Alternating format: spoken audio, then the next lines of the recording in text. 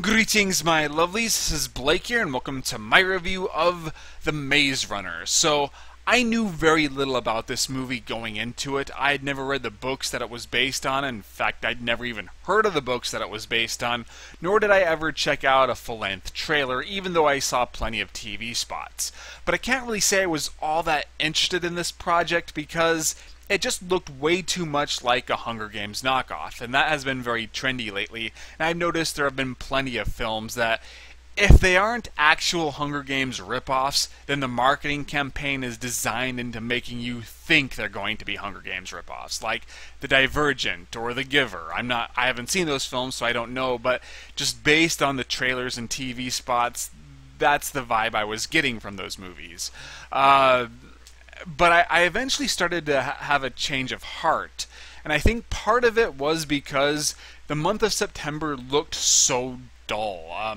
Even though I wanted to see a walk amongst tombstones and The Equalizer, the one with Denzel Washington, those films looked kind of alike. So I kind of wished they had a bigger separation between them. And then, of course, the first half of this month, just no good deed and nothing. I had to end up watching The November Man just because there was nothing new playing that caught my interest in the slightest. So The Maze Runner, as derivative as it seemed, started to seem kind of fresh in comparison, and it helped that the reviews were pretty solid. So I walked into the theaters hoping for a reasonably entertaining experience, and I left the theaters thinking that I had just gotten a reasonably entertaining experience. This is not a great movie by any stretch of the imagination. In fact, I feel like I'm being a little bit too generous by calling it a good movie because there are some very noticeable flaws. In fact, this film would not even exist if it weren't for plot-induced stupidity. If these characters had any wits about them, they would have gotten out of this situation long before the opening title even appeared on the screen. But for this movie to exist, the characters have to be kind of dumb. In fact, this entire movie is kind of dumb, even though it seems to think that it's pretty intelligent. However, it did not bother me as much as, let's say, No Good Deed did. The problem with No Good Deed was that the film kept telling us how smart and resourceful the main character was throughout the entire duration of the film, while it was showing us something entirely different. The character kept making stupid mistake after stupid mistake over and over again, and it totally destroyed any credibility she may have had while just souring my viewing experience. I found that to be very frustrating. With The Maze Runner, yeah, the main character's intelligence is undermined by his glaring oversights, but at least the film is trying to show us how smart this character is instead of just telling us by having scenes where he devises plans on the fly that are very pragmatic and well thought out, even though his life is in immediate danger. So I bought him more as an intelligent hero. But the stupidity is definitely there, so while I'll acknowledge the flaw, I want to emphasize that it did not affect my viewing experience. I just saw The Maze Runner as a fun but dumb summer blockbuster. But there are problems which I'll get to later on which did affect my enjoyment of this film. Although while I'm thinking about it, and this is sort of a minor point, I think it's annoying how they have to make up names for certain things. So they call the giant robotic spider things grievers, which I understand why they'd make up a name for them because they've never seen these creatures before.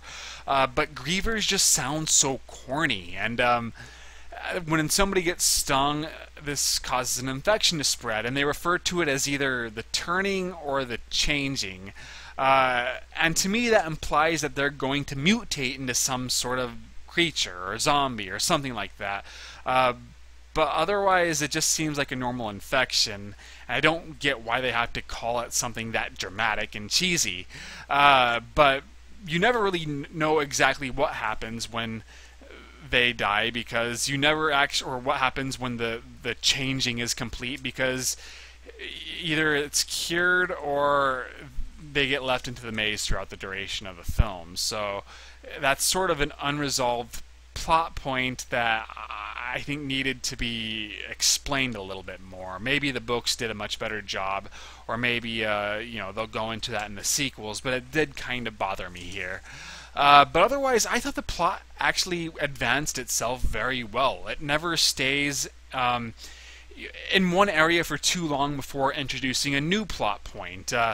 And this kept the film from ever becoming stale, even though it was pretty predictable. So you have the scene where the main character gets introduced to this group, and they're kind of bullying him because he's the new guy.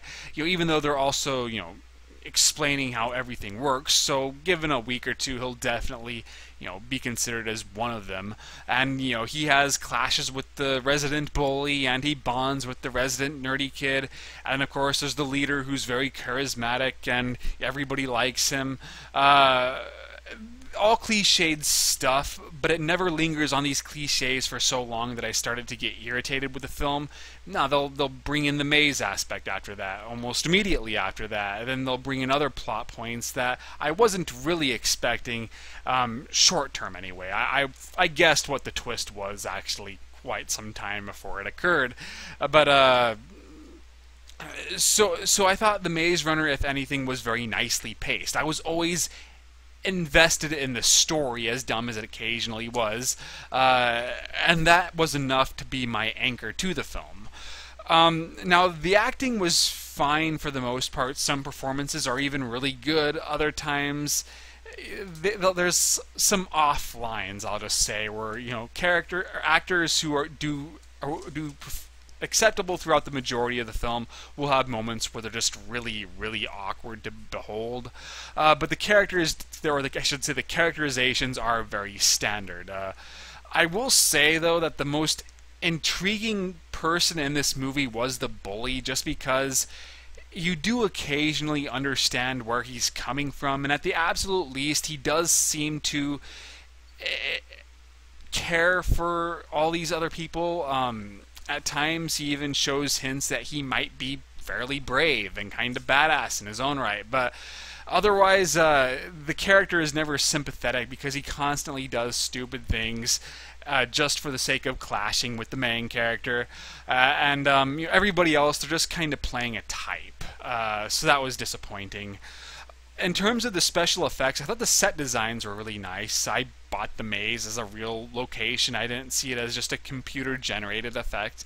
The CGI in general is pretty good too. I thought the monster design was pretty neat, even though I've definitely seen more impressive special effects. Like the giant spider from Lord of the Rings at that time blew my mind away much more than the giant spiders here.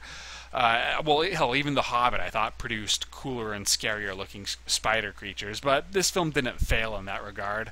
The sound design, I think, was probably the best aspect of the film. Very atmospheric, very imposing. In fact, the sound and the sets, they really work well together to create a feeling of awe in regards to this maze. And the action scenes were pretty well choreographed, too.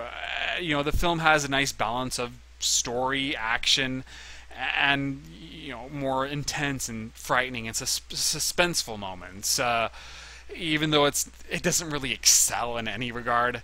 I did think that the whole thing with the girl being introduced was totally superfluous. She's there, and the point is made that, oh, she's a girl. But after that established plot device, she just kind of blends into the rest of the crowd. So you don't really know why they made such a big deal of her, although I presume she's going to be very important in the sequels.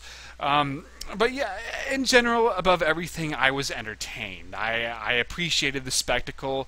I was engaged in the story. I found the story to be engaging, and even though the characters were kind of flat, I didn't want to see them die either. So, would I recommend The Maze Runner?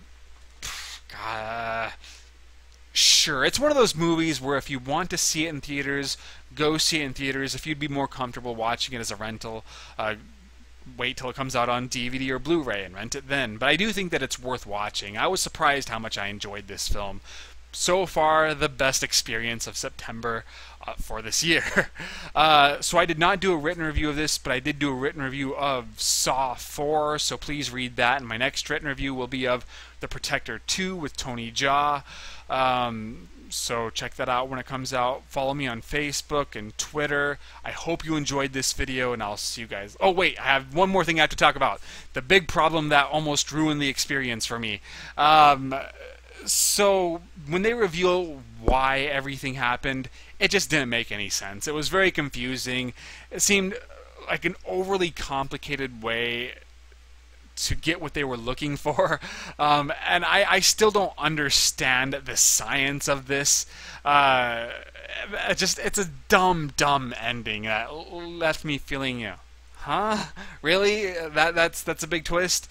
So yeah, that did bother me. That definitely caused the film to go from a 3-star rating to a 2.5-star rating. So I still enjoyed it, but I didn't enjoy it as much just because of how stupid that ending was. Which is strange because some people have actually praised the ending for being kind of ballsy. I didn't see it that way at all. I didn't see the ending as being any ballsier than the Hunger Games ending. So that's all I have to say now. Once again, I hope you enjoyed this video, and I'll see you guys later.